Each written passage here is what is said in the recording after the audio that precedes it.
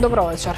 Не очекува уште една важна историска победа на локалните избори, порача премиерот Мицкоски вечерва од Велес на годишната конференција на УМС на ВМРО ДПМН. СДСМ се исплашени затоа што знаат дека оваа влада врати голем дел од позициите на меѓународен план, изјави Мицкоски. Премиерот и лидер на ВМРО ДПМН е убеден дека на 24 јуни Европскиот парламент ќе даде поддршка на извештајот за Македонија во кој се потврдува вековниот македонски идентитет. Мицкоски порача дека борбата со корупцијата и реформите остануваат приоритет на владата. Во однос на барањето на ДУИ за предвремени избори, повтори дека во оваа влада нема место за нереформирано ДУИ. Мицкоски ја прозва СДСМ за политичка злоупотреба на трагедијата во Кочани. Владината поддршка, порача премиерот, ќе продолжи и воедно најави голем проект за Кочани кој наскоро ќе биде објавен. Се сеќавате ли на трагедијата на малата Тамара? Се сеќавате ли на трагедијата Мартин Нешковски?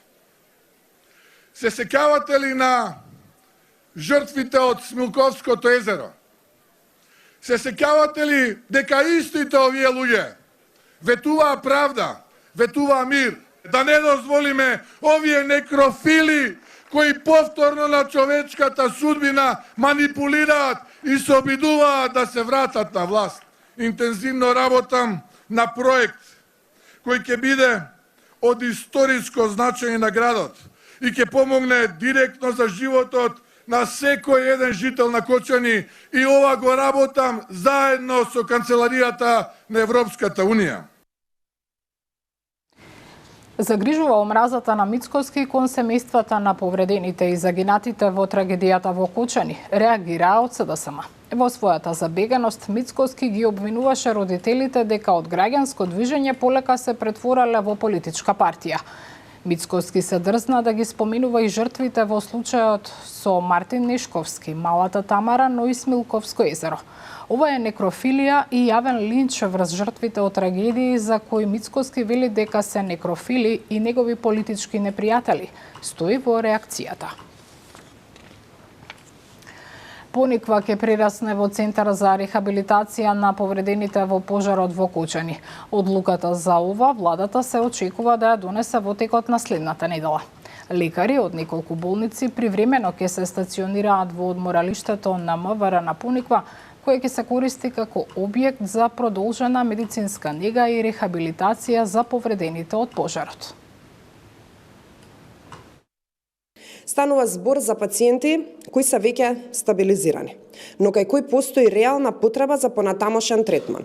Се со цел да се спречат и намалат долгорочните последици од изгорениците, како и други можни компликации кои што се поврзани со подолготрајно лекување. Ке се направи план пациентите да бидат распределени во неколку групи и циклуси на терапија.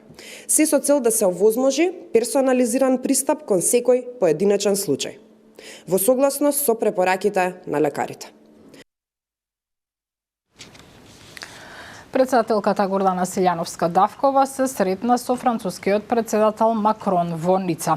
Задоволство беше во присуство на францускиот председател Емануел Макрон да бидам дел од церемонијата за отворање на декадата за криосферските науки кои ги проучуваат глечерите и сите површини, каде водата е во тврда состојба, како и да присуствувам на презентација на препораките од специјалните настани на третата конференција за Обединетите нации за океанот. Целта е да се нагласи важноста на меѓународната научна соработка, како и да се поттикнат напорите за одржлив развој, како одговор на алармантното влијание на климатските промени врз глечерите, ледените плочи и вечниот мраз, односно негативните ефекти кои со тоа се предизвикуваат.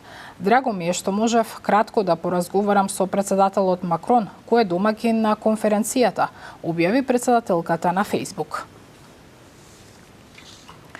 Собранието на утрешната седница се очекува да одлучи за владиниот предлог Азир Алиу да биде нов министер за здравство. На дневен ред е и предлогот за именување на Албрим Хоџа за заменик министер за земјоделство, шумарство и водостопанство. Азир Алиу во претходната влада во 2023 и 2024 година беше министер за информатичко општество и администрација.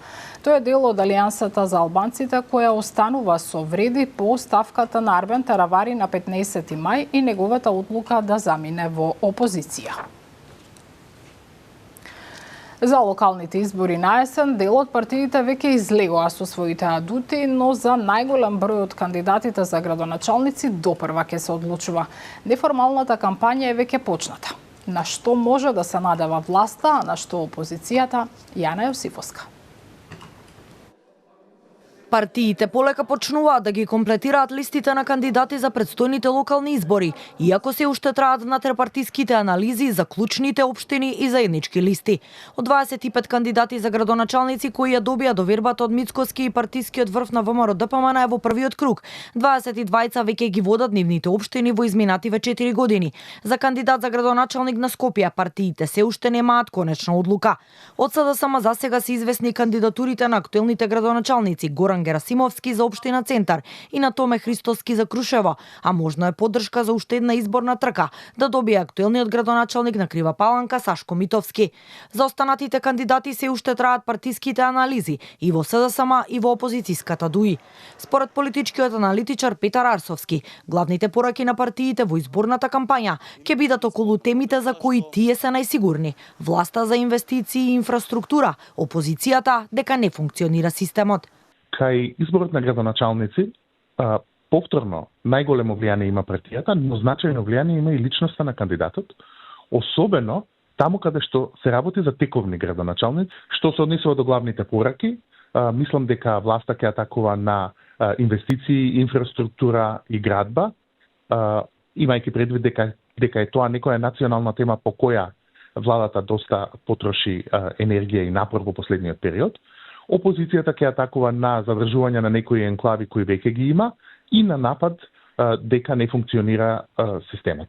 И покрај постојаните барања на ДУИ и Ахмети за предвремени парламентарни заедно со локалните избори на есен, Арсовски смета дека ова е малку веројатно сценарио со оглед на роковите, но не ја исклучува можноста исходот од локалните да биде катализатор за одржување на брзи парламентарни избори согласно резултатите. Власта да имаше намера да распишува, или мнозинството во собранието да имаше намера да распишува предвремени парламентарни избори заедно со локалните, некаков сигнал за тоа ќе се појавише во јавноста.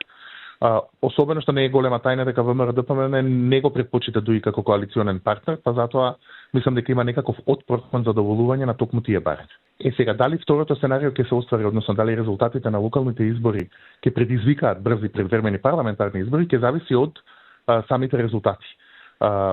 Раслојувањето на Влен може да донесе до тоа ДУИ да има повеќе гласови, но коалицијата на Влен со ВМРО ДПМН може да донесе Влен да има повеќе градоначалници и двете групи да прогласат победа на изборите. Она што е известно е дека и актуелниот градоначалник на Куманово и претседател на партијата Знам Максим Димитриевски влегува во трката по трет мандат, но останува неизвестно дали ВМРО ДПМН ќе го поддржи коалицијскиот партнер за уште еден мандат во Куманово или ќе оди со свој кандидат. Од Знам информираа дека преговорите за поддршка на предстојните локални избори од ВМРО ДПМН во некои општини се во тек, а за сега може да се потврди дека тие ќе имаат свој кандидат во најмалку една од скопските општини. Од албанските партии веќе ги разгледуваат можните кандидати, а нивната битка ќе биде жестока за Струга, Кичево, Тетово, Гостивар и Чаир. И за крај уште една информација што доаѓа од Турција. Турската жандармерија во округот Ајдин во голема операција разоткри измама со кредитни картички во туристичкиот град Кушадаси со вкупна штета од речиси $30 милиони, објави Туркија Today. Истрагата започнала по сигнал од трговска банка која забележала сомнителни трансакции на сметки на странски клиенти. Нерегуларните трансакции биле проследени до посттерминали во 2 хотела во Кушадаси. Главниот осомничен собственик на хотел наводно собирал податоци од кредитните картички на туристи преку резервации, а потоа ги споделувал со поврзани бизниси, вклучително други хотели и компании за изнаемување автомобили. По враќањето на туристите во нивните земји, од нивните картички биле повлекувани суми за услуги што не биле користени. Турскиот министер за внатрешни работи Али Јерликаја соопшти дека се приведени 20 осомничени, вклучително и водачот на групата собственик на хотел. Најмалку 268 странски туристи се жртви на измамата. Толку во вечерните вести. Останете со програмата на Канал 5 и имајте пријатна вечер.